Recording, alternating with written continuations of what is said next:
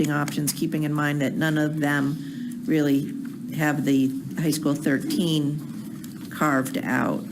I was under the impression, and perhaps my memory is going, that we had asked to have an attendance area for high school 13 proposed to us so that we could avoid this. Now that we know where it is, we don't want to move more than once. So where are we with that? So as far as, we had the sketch plan from when we talked about it in the fall, or the spring, you know. That's not in this packet. And as I understood it, you all thought you might be able to pull something together, but it would take like 2 weeks.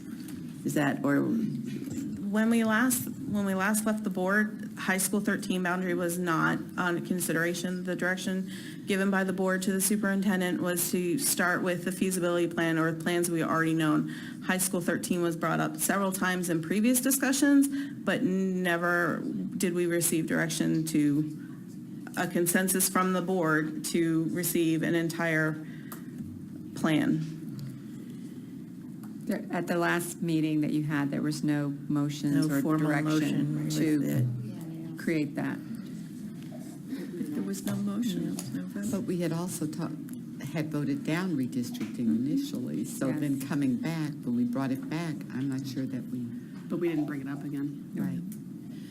So basically, we're not going to see a, But we are talking about students that would not be going to high school 13. Well, So we're talking the- about the 4 years in front of us. and the intention was to be able to review potential moves through the lens of where the high school 13 boundaries would be, so that if it were possible to have interim moves toward what that would be or likely be, we could make those moves. But I think that at some point we have to just sort of acknowledge that that ship sailed,